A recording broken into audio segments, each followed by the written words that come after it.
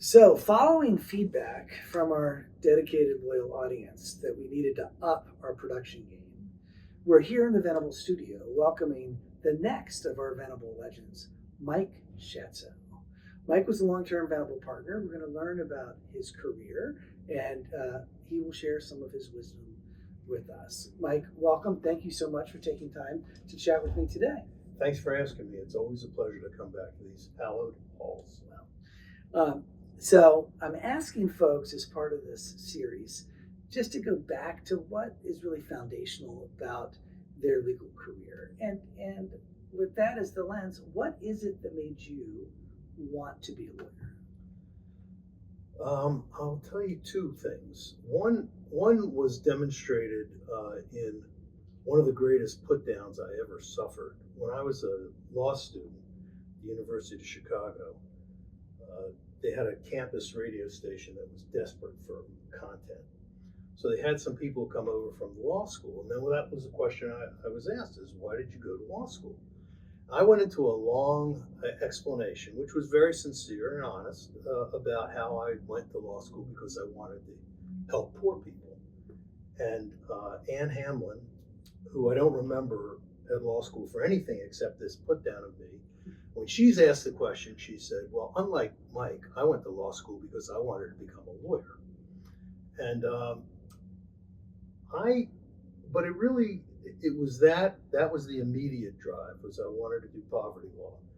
But also my father, when he got out of World War II, had applied to law school and he got into Yale, but he wanted to start in the middle of the year, in second semester, as it were. And they wouldn't let him. He had to wait till the first semester of the following year.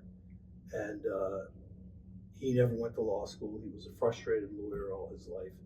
And I don't think it's an accident that my brother and I, his only two children, both became lawyers. Isn't that great? He must have been very proud. He was, although he died before I went to law school. He died very young. I was 19 when he died. So I think he would have been proud. He probably would have been surprised because I was kind of a screw up when I was in elementary school. Well, you came a long way from elementary school to the University of Chicago Law School. Why don't you walk us through the arc of your career, which is varied and at every step noteworthy? Well, thank you. I left the University of Chicago Law School and I went to Georgetown University Law Center as a Prettyman legal intern. That was a 2-year fellowship. I think the first year I was paid $8,000 or $9,000 a year, but it was tax-free. It's the most disposable income I ever had in my life. I went there, I got trained the first year in trial practice. And my second year, I supervised law students in the criminal justice clinic who were taking court-appointed cases. I was taking court-appointed cases. And I was there for 2 years. And then a few years later, I wrote a master's thesis and I got a LLM in trial advocacy. From there, I came to Baltimore for the first time in 1975 and was an assistant federal public defender here in the U.S. District Court. Did that for about 3 years. And while there, I was, together with Chuck Bernstein, the federal public defender, we represented Ernie Corey in the second Mandel trial, Governor Mandel trial. And I became fascinated with public corruption cases, mostly because during the court, I used to listen to the defendants in the defense room carve up the state of Maryland during the trial.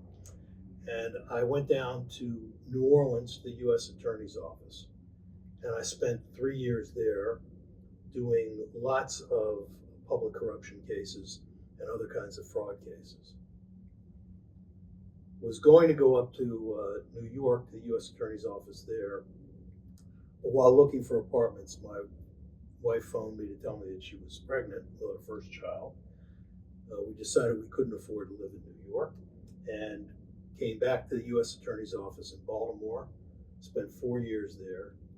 Then I went to a firm that no longer exists, Melnikov, Kaufman, Weiner, and Smouse, firm of trial lawyers. I spent 3 years there. And then I had the good fortune to come to Venable, where I spent the next 25 years of my career. And after Venable, when I retired from Venable at age 65, I went to the state's attorney's office for Baltimore City, where I was the chief deputy. Now, I could ask you lots of questions about each one of those steps, but it occurs to me that the people watching might not know why your experience at Georgetown would have been named for Prettyman. Oh, E. Barrett Prettyman. Actually, E. Barrett Prettyman has his name on the courthouse. Yes. And he was a distinguished lawyer and judge. And interestingly enough, when I was at Melnicove, I worked on a criminal matter that Hogan and Hartson was involved in, and my counterpart from Hogan and Hartson was E. Barrett Prettyman Jr. So that sort of came full cycle. So, and I think that Prettyman may have clerked for 2 Supreme Court justices, and at the time, That may be right. Okay, That may be okay. right. So over this long and varied career, there has to be at least one matter that just stands out as the matter that was your favorite thing to work on. There were a lot of moments when you're practicing law, particularly in the private practice of law. There are very few moments when you think that you're overpaid. Very few. But there are some days when what you're doing works out so well and is so much fun, you wonder why you're being paid at all for it. And I had a number of those moments. So I think the thing that was most meaningful to me in the cases was Mitch Mervis and I undertook pro bono representation of a class which we came up with of indigents who were arrested in Baltimore City and appeared for their initial bail hearing. And at the time, they were denied right to counsel. Mitch and I worked on that case for years. By the end of that case, we had more than $2 million worth of billable hours, which we weren't billing. And the firm was incredibly supportive. I argued that case 5 times in what's now the Maryland Supreme Court. Then the judges at that time were content to call themselves the Court of Appeals. And I think, and as a result, we ultimately won the case. We first won it on statutory grounds. The legislature changed the statute. We then won it on constitutional grounds. And as a result of that, anywhere from about 100 to 200,000 people a year now have counsel at their initial bail appearance. And that, to me, was probably the most meaningful case that I worked on. And it was a pro bono case done with Venable's full support. And Mitch Mervis, who I worked with on a lot of matters, that was a real highlight because Mitch is a genius, and being able to watch him work and then spending my hours trying to figure out whether he was a better writer or a better editor, and I never could come to a conclusion about that. So there were other cases as well, and clearly that, from a constitutional perspective and impact on the community, was giant. Are there others that come to mind? Yes. A very big case for the firm and for me personally was the Enron cases. We, thanks to Jim Shea, we became conflicts counsel for Enron in a number of matters. And at one time we had over 200 timekeepers working on those cases. And there were 2 big cases. The commercial paper case was probably the biggest one. And among these cases, we ended up recovering billions for Enron, both in terms of money that we received and claims that were denied. And that was a great experience because we were up against very top-notch New York law firms who had great disdain for us, viewed us as some piddling ants from Podunk, Baltimore, could not hide their disdain, and we mopped the floors with them, and it was very, very satisfying. I was one of the first hearings we had was in the bankruptcy court. I didn't know a lot about bankruptcy, but I had handled a previous matter while at Venable in bankruptcy court in New York, and I had argued before a number of judges around the country different matters, and somebody from a white shoe Wall Street law firm gets up to make his argument, and he was God's gift to bankruptcy law, and he starts talking to the bankruptcy judge, and he's making an argument that the case revolves around the interpretation of a rule.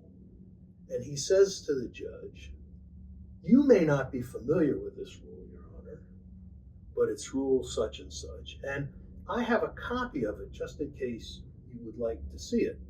I've never been in a courtroom where a judge didn't have a copy of the rules at his desk. And this is how he's talking to the judge. And this is my first time before this judge, my first time in this big case where billions of dollars are at stake. And I listen to this New York lawyer and I say to myself, this is going to be a lot easier than I thought it was going to be. So that case obviously was a terrific case for the firm. Ultimately, really an impactful case for lots of others. So congratulations. Over the course of this career, obviously our profession evolved and changed. What from your perspective were the most dramatic changes that you witnessed in the practice of law? Computers. People, I was going to say people younger than I am, but everybody's younger than I am. When I started practicing law, if you wrote a 30-page brief and you wanted to change a paragraph in the middle of the brief, you had to redo the whole brief. And so that was an amazing change. And then, of course, we're sitting here in the library of Venable.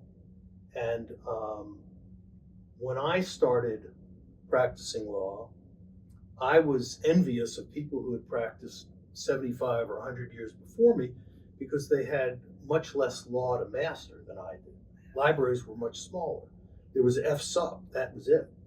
And people now, you don't even have libraries because you can't afford the space for all the books. And so it's all computer research. So there's much, much more law out there that has to be mastered. So that's one change. I don't think there was a whole lot of change in terms of how you analyze a case, how you deal with a client, how you prepare for trial. But there was a lot of change in the business aspect of practicing law. I think there's been a great deal of change there. And I'm not sure it's all for the better, but it doesn't really matter whether it's for the better or not because change is change. You have to keep up with change. I think that the emphasis on developing business, bringing in business, has become much, much more important. I think institutional clients are much less loyal than they were when I started out. Institutional clients are much less likely to give a lawyer or a law firm all of their business, no matter what the subject is, but rather now have firms for different areas, and that makes things a lot harder. So you've mentioned some cases, so maybe you've already answered this question, but what about your professional life makes you most proud?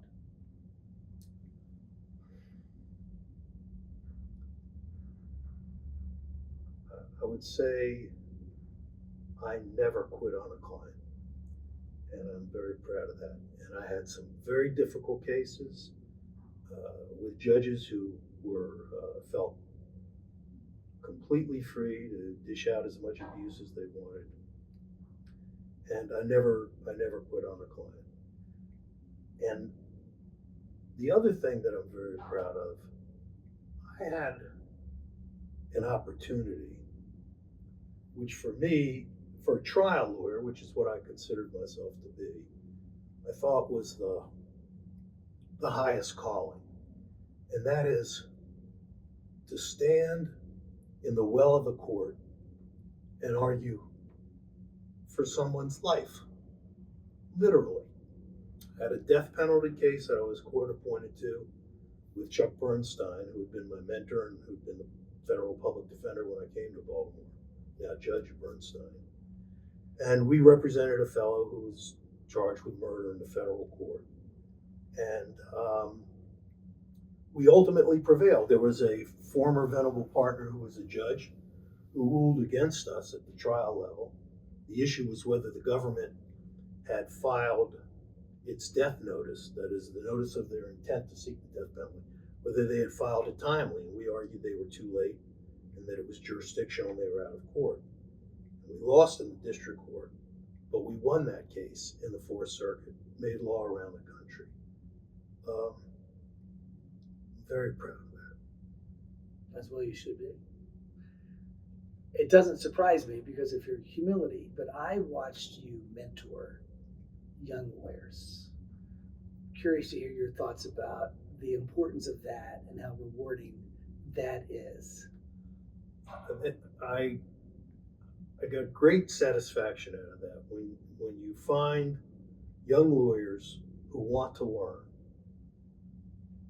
And I think particularly of Colleen Mallon, who's now a partner here, who was dedicated, hardworking, smart, tenacious, aggressive, good judgment, team player, but could work independently.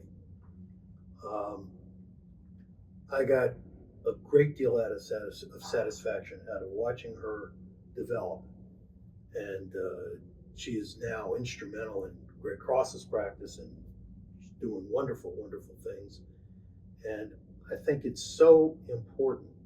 It's a way, people always talk about giving back, and that is a way to give back.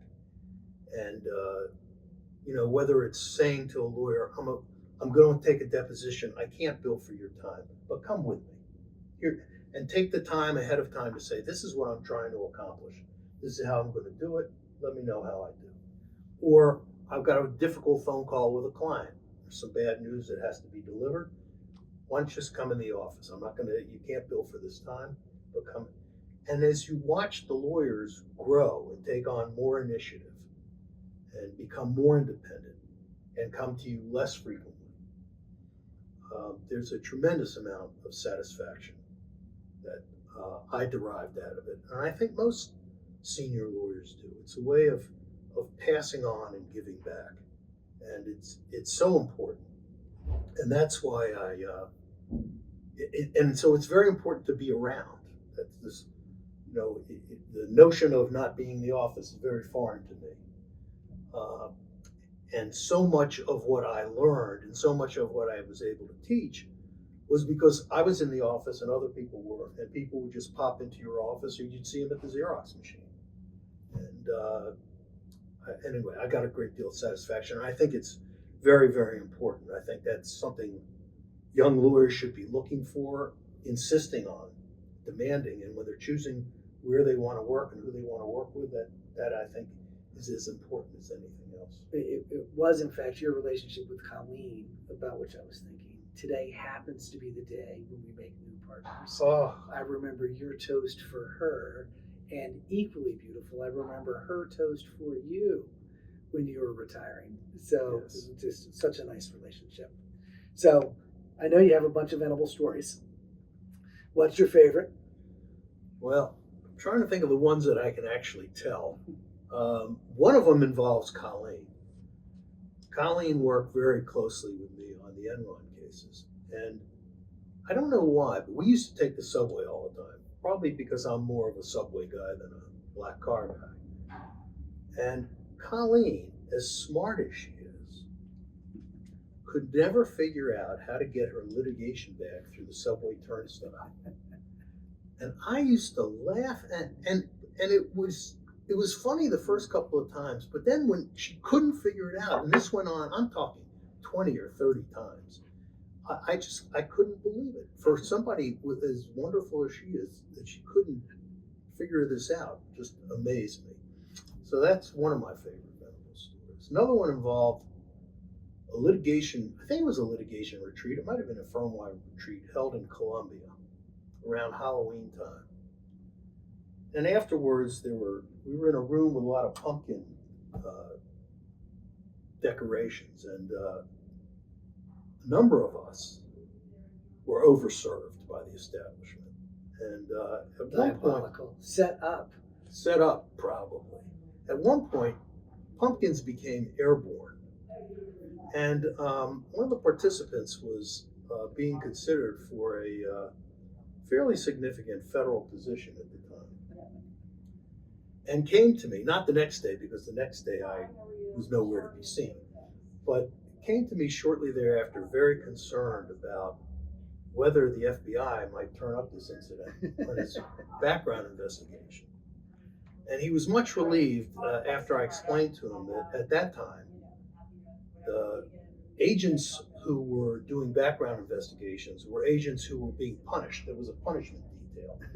You did not get the most aggressive, the most able agents, and I was quite confident this would never be uncovered. And it wasn't, and he got the position. Very lucky it was then and not now. Now somebody would have photographs of it on their phone. Exactly right. No. And so I suppose that sort of limits the behavior, but maybe it would have been better if people had phones then. Maybe the behavior would have been better. Behavior would have been a lot of fun. So if you had one piece of advice for young lawyers, what would it be? Work hard. This is how I view the world. I used to say this to my children. I used to say this to young lawyers here. I said it to young lawyers at the state's attorney's office when I was the chief deputy there. In your life, somebody's always going to be taller, stronger, faster, better looking, speak more ably than you do, quicker wit. There's very little you can do to control it. But one thing you can control is you can work harder than they do. You can be the person who, when you're in court, and the other lawyer on the other side is fumbling to identify an exhibit, you can be the one who can say, Your Honor, that's Exhibit 13 that he doesn't remember. Or you can make the decision, let him fumble for a while longer in front of the jury. To be prepared, to anticipate every question, to have an answer, to be ready, to plan, to say, okay, the judge just called us and wants to have a meeting in chambers. Well, you can just go over there, but you can also say, well, what does the judge want to know? Why are we having this? What are the possibilities? Well, if it's this is how we'll respond. If it's that, this is how we'll respond. People can have natural attributes that exceed your natural attributes. Almost everybody has them that exceed mine. But nobody can exceed your ability to work if you're willing to do it. And so what I would say is work hard, be a sponge, learn as much as you can from as many different people as you can. Everybody has different styles. Develop your own style, but take the best. Take what works for you from everybody else. Mike, thank you. Oh, it's a pleasure. It's a pleasure, Chuck. So we've been joined today by Venable legend Mike Schatzow as part of our continuing series, available only on Venable YouTube TV. Stay tuned for future episodes. Next up is Jim Shea, who will be joining us next week.